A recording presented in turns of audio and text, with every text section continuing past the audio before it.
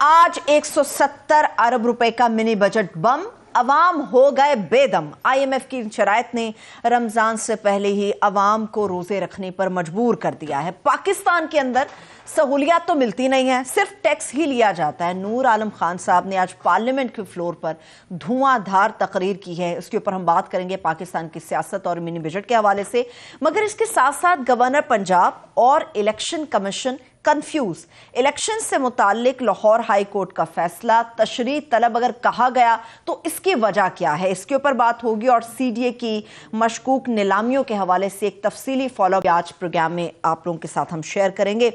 عامر صاحب، پہلے تو میری کنفیوژن دور کریں، عوام تو کنفیوز ہے ہی، میں بھی کنفیوز ہوں۔ یہ منی بجٹ تھا، میگا بجٹ تھا، کیا تھا یہ شرمندگی کا بجٹ تھا کہ بجٹ کے بعد 6 مہینے بعد جب آپ کو دوبارہ بجٹ دینا پڑے اور فل سکیل بجٹ، منی بجٹ تو ہوتا ہے نا 2-4 چیزیں ادھر ادھر کرنے کی، تو یہ 170 ارب روپے کے جب ٹیکسز لگائے جائیں تو یہ بجٹ ہی ہے، یہ بجٹ ہے، یہ میگا بجٹ ہی کہیں گے اس کو۔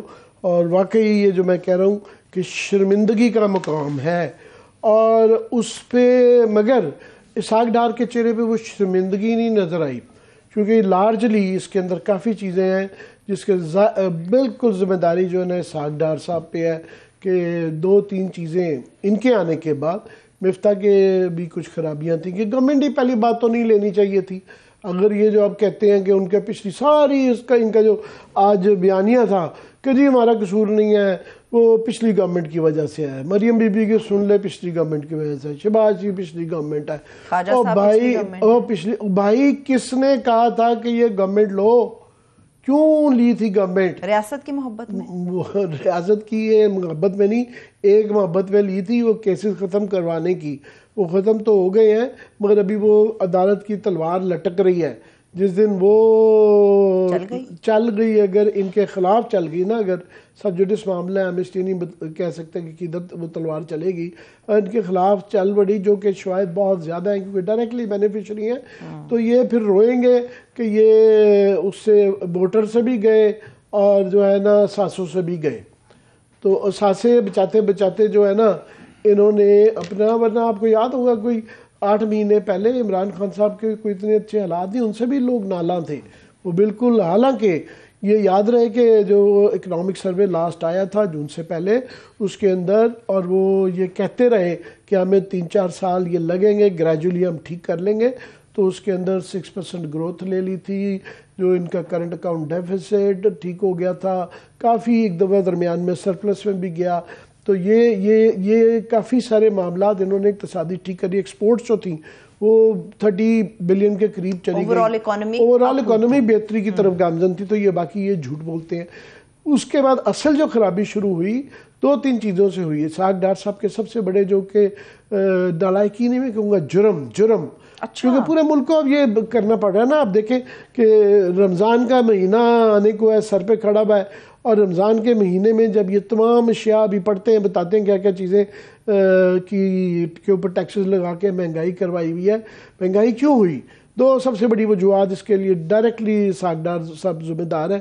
ایک یہ کہ انہوں نے ڈالر کا ریٹ جو ہے نا، یہ قسم کھا کے آئے تھے اور وعدہ کر کے آئے تھے، نعرہ مار کے آئے تھے کہ میں 200 پہ لے کے جاؤں گا، انہوں نے اس کو اپنی طرف سے کنٹرول کرنے کی کوشش کیا، اور جو انٹر بینک ریٹ، جو بینک کا ریٹ ہوتا ہے اور باہر کے ریٹ میں 40-50 کا ڈالر کا جب فرق پڑ گیا، تو 150 کو جب کراس کر گیا آپ کا ڈالر، تو ظاہر ہے اس کا مہنگائی، ہر چیز ہی مہنگی ہو گئی، تو ڈائریکٹلی یہ ذمہ دار ہے۔ دوسرا اس کا نقصان کیا ہوا، جس کی وجہ سے بیلنس آف پیمنٹ آپ کا ہوا، آپ کے پاس ایل سیز کھولنے کے پیسے نہیں رہے۔ وہ یہ ایک ہی صرف سن لیں کہ 1.9 بلین 1.9 ارب ڈالر کی ترسیلات، ریمیٹنسز جو تھیں جس کے اوپر ہم چل رہے تھے، وہ کم ہو گئیں۔ یاد رہے کہ پی ٹی آئی گورنمنٹ کو جب شروع ہوئی تھی تو 18 ارب ڈالرز آتے تھے، وہ جب چھوڑ کے گئے تھے تو 30 بلین کو کراس کر گیا تھا، 30 بلین ڈالرز، 12 بلین ڈالر کا اضافہ ہو گیا تھا ترسیلات میں۔ ظاہر ہے جب اتنا فرق آ جائے مارکیٹ کے ریٹ میں اور بینک کے ریٹ میں، تو کون پاگل جو ہے بینک کے ذریعے بھیجے گا؟ ہنڈی حوالہ والوں نے، بلیک مارکیٹ والوں نے، ذخیرہ اندوزوں نے، یہ حکومت ہی ان 4 لوگوں کی ہے، یہ کمایا ہی ان لوگوں نے ہے۔ At the cost of the public کے اس کے لیے اوپر کمایا. تو باقی اس پہ شوگر کوٹنگ ہے کہ یہ کرنی کہ جناب یہ پچھلی حکومت یہ مسالہ خدا کا واسطہ ہے میری بیئر یہ ساری گورنمنٹ بیچنا بند کر دیں. لوگ اتنے بیوقوف نہیں ہیں. آپ بتا دینا کہ اپریل سے لے کے اب کتنے جو ہے 9-10 مہینے ہو گئے 10 ماہ میں آپ نے کیا کیا. لوگ یہ پاکستان میں ہر دور میں یہ ویسے وتیرا رہا ہے کہ جی پچھلی گورنمنٹ. بھائی صاحب پچھلی گورنمنٹ تو کئیوں کو تو الیکشن ٹینیور پورا کرنے کے بعد ملتی نا, ان کی تو آپ نے زبردستی لی, آپ نے مینیپولیشن کر کے لینے کے بعد جو ہے آپ کو نہیں پتا تھا یہ کیا حالات ہیں. اگر جو آپ یہ باتیں کر رہے ہیں, پہلی بات تو یہ ہے.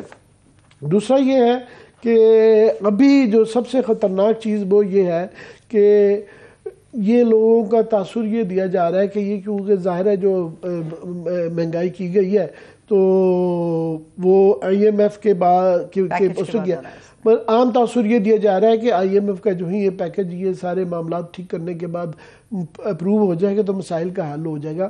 وہ حل نہیں ہوگا, اس پہ بعد آئیں گے ذرا تھوڑی سی تفصیلات. ہم نے کچھ ایکسپرٹس بلائے ہوئے, ان سے ذرا وہ لیں گے اوپینین. بالکل, میں ان کو ویلکم بھی کر رہا ہوں ہمارے ساتھ ہے. پھر ہم گفتگو کو آگے بڑھاتے ہیں. ماہر معاشیات ہیں ہارون شریف صاحب, انہوں نے اگین پروگرام مقابل کو جوائن کیا. سر تھینک یو سو مچ ہمیں جوائن کرنے کے لیے. ہارون بہت شکریہ آپ کے جوائن کرنے کا.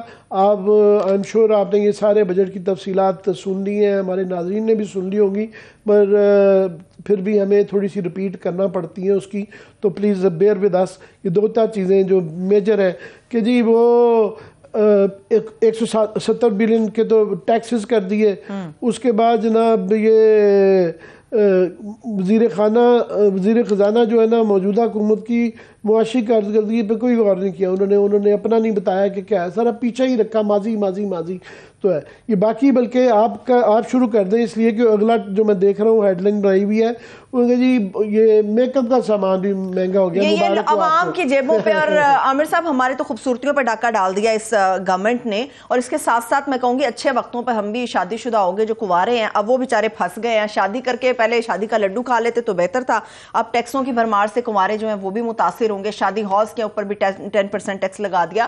اور سب سے بڑھ کے عامر صاحب یہ شاید میرے خیال میں تفریح کا معاملہ نہیں ہے, یہ ہمارے لیے بڑا تکلیف دہ ہے کہ عام آدمی جو صرف دال روٹی پہ گزارا کر رہا ہے اس کو دال روٹی سے محروم کر دیا. میں صاف یہ کہوں گی دال روٹی سے محروم ہو گیا وہ.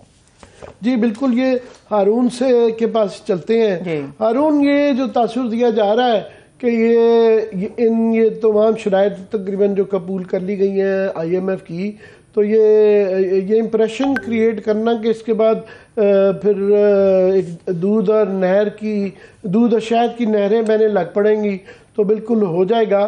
تو میں ابھی موڈیز کا دیکھ رہا تھا, وہ کہہ رہے ہیں کہ جناب یہ آپ کے نا اس کے بعد مہنگائی جو ہے آپ کی وہ 28 سے 34%, 33% تک جا سکتی ہے.